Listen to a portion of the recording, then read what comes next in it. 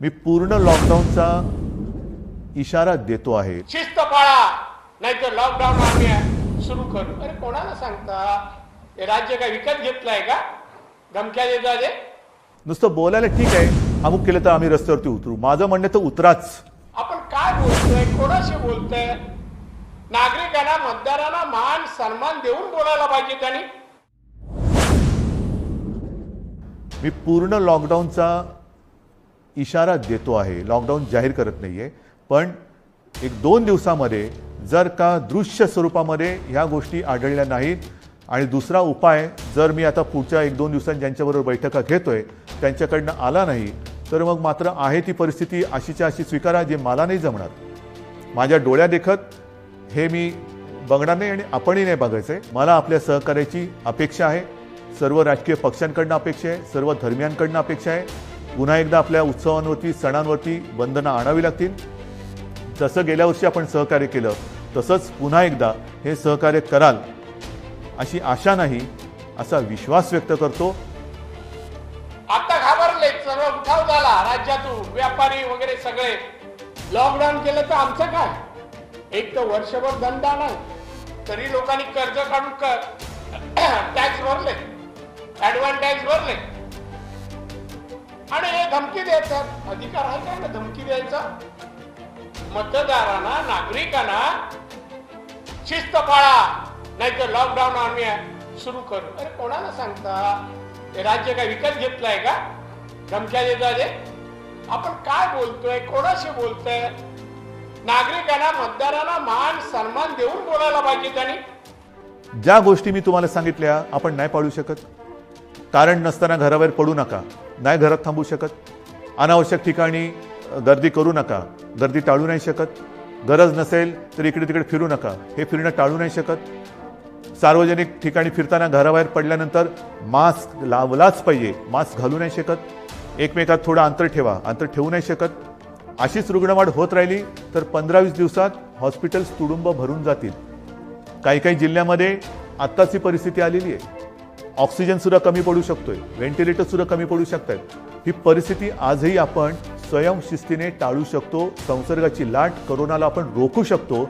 रोखण्याची जिद्द ही तुमच्यात आहे की नाही, हा फार महत्त्वाचा प्रश्न आहे। सरकार लॉकडाऊन करणार की नाही यापेक्षा प्रत्येकाने ठरवलं पाहिजे की मी कोरोनाला हरवणार की नाही, मी कोरोनाला रोखणार की नाही। हे जर का तुम्ही प्रत्येकाने ठरवलं, होय मी रोखणारच, कारण आपण गेले वर्षभर माझे कुटुंब माझी जबाबदारी असेल, आता पुन्हा मी प्रत्येकाला सांगितले की मी जबाबदार, माझा मास्क माझी सुरक्षा, ह्या सगळ्या ज्या काही गोष्टी आहेत नवीन ह्याच्यात काहीही नाही।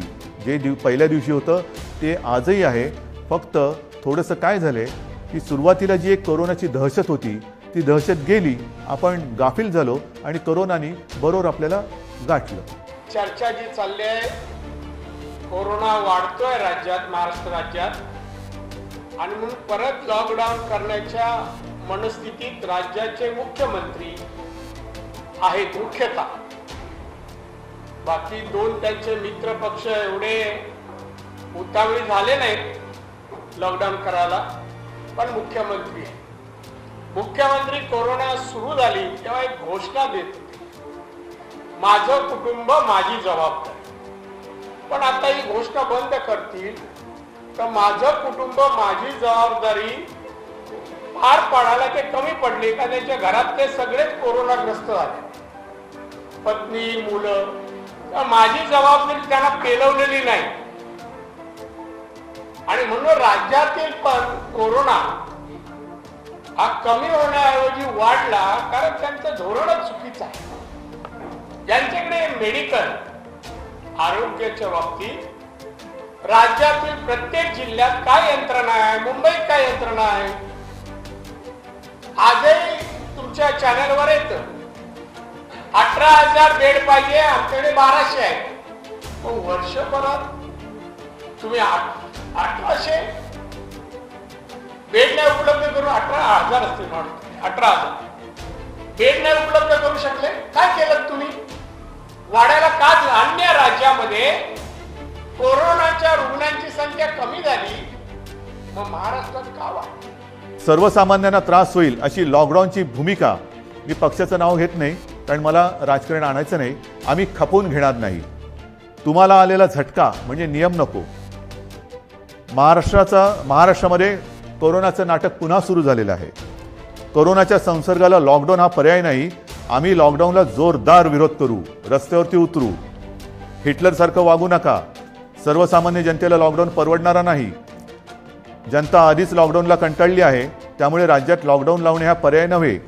लॉकडाऊन हा अंतिम पर्याय होऊ शकत नाही. लॉकडाऊन लावायचं असेल तर आधी रोजगाराचे पैसे 5,000 रुपये का काय ते थेट खात्यात जमा करा. एका उद्योगपतीने सांगितले की लॉकडाऊन लावण्याच्या ऐवजी आरोग्य सुविधा वाढवा. आता आरोग्य सुविधा मी तुम्हाला सांगितली काय परिस्थिती आहे. गेल्या वर्षभरात आपण एवढी आरोग्य सुविधा वाढवली, अजूनही वाढवतो आहे.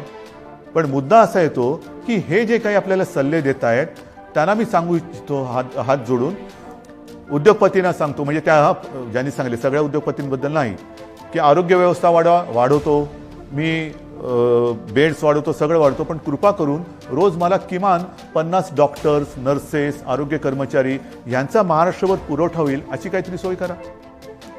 कारण नुसतं फर्निचरचं दुकान म्हणजे आरोग्य सुविधा नाही आहेत. त्याच्यामध्ये व्हेंटिलेटर आल्यानंतर व्हेंटिलेटर वापरणारे सुद्धा तज्ज्ञ लागतात. ऑक्सिजन किती द्यायचा, किती प्रमाणात द्यायचा याच्यासाठी सुद्धा त्या विषयातला तज्ज्ञ लागतो. अगदी रेमडेसिवीर द्यायचं झालं तर ते कसं दिलं पाहिजे ते समजणारा डॉक्टर लागतो. ही तज्ज्ञ लोक आणि डॉक्टर्स ही कुठून आणायची? आणि ही परिस्थिती जर का बघितली तर मला तुमच्याकडनं हीच अपेक्षा आहे.